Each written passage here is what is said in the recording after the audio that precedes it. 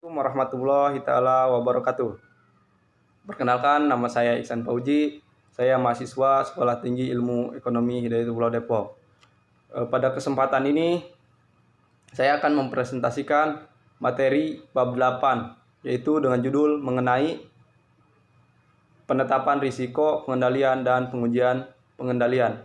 Materi ini penting karena menjadi dasar bagi auditor untuk menetapkan apakah bisa mengandalkan sistem pengendalian intern perusahaan atau tidak. Oke, mari kita mulai. Apa itu risiko pengendalian? Jadi, risiko pengendalian adalah kemungkinan terjadinya salah satu materi dalam laporan keuangan yang bisa dicegah atau dideteksi oleh sistem pengendalian intern. Kenapa penting? Karena dari penilaian inilah auditor bisa tahu apakah perlu banyak pengujian substantif atau bisa lebih efisien dengan mengandalkan pengendalian intern perusahaan. Pertama-tama, mari kita pahami dulu apa itu risiko pengendalian. Konsep ini penting supaya kita mengerti kenapa auditor tidak bisa langsung percaya pada laporan keuangan begitu saja, tapi harus menilai sistem pengendaliannya dulu. Oke, next, bagian yang kedua atau pembahasan yang kedua yaitu bagaimana auditor menetapkan risiko pengendalian. Ada 3 tahapan. Yang pertama, memahami desain pengendalian. Yang kedua, melihat implementasi. Yang ketiga, menilai efektivitas. Setelah memahami pengertian, sekarang kita masuk ke tahapan penetapan risiko pengendalian. Tahap ini dilakukan secara bertahap mulai dari memahami desain, melihat implementasi, hingga menilai efektivitas. Dari sinilah auditor memutuskan apakah akan mengandalkan pengendalian intern atau tidak. Next, tujuan pengujian pengendalian. Tujuan utamanya adalah untuk memastikan apakah pengendalian yang dibuat perusahaan sudah cukup memadai dan apakah pengendalian tersebut benar-benar dijalankan dengan baik. Dari hasil pengujian, auditor bisa memutuskan apakah cukup mengurangi pengujian substantif atau justru harus menambahnya. Supaya keputusan tadi tidak sekedar asumsi, maka auditor perlu melakukan pengujian pengendalian. Tujuan utamanya adalah untuk mencari bukti apakah sistem yang ada benar-benar bisa diandalkan atau tidak. Oke, lanjut. Yang selanjutnya itu bentuk-bentuk pengujian.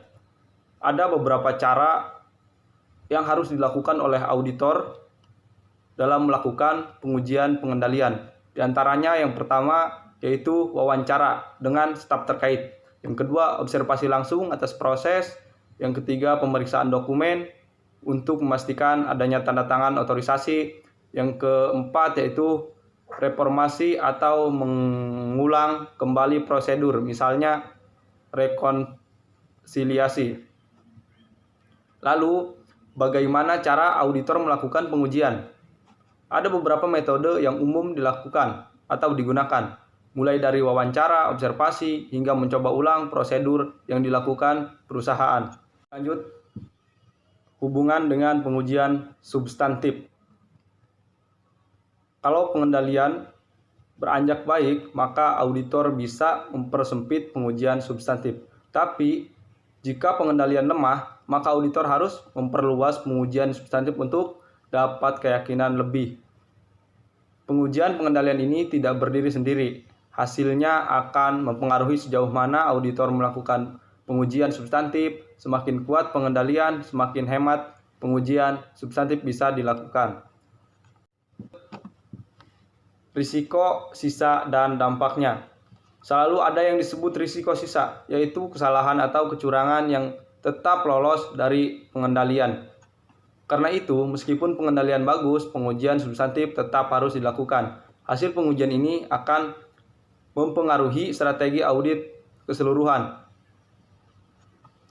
Walaupun pengendalian terlihat efektif, tetap ada yang namanya risiko sisa. Maka dari itu, auditor tidak boleh hanya mengandalkan pengendalian, tetap perlu ada pengujian substantif.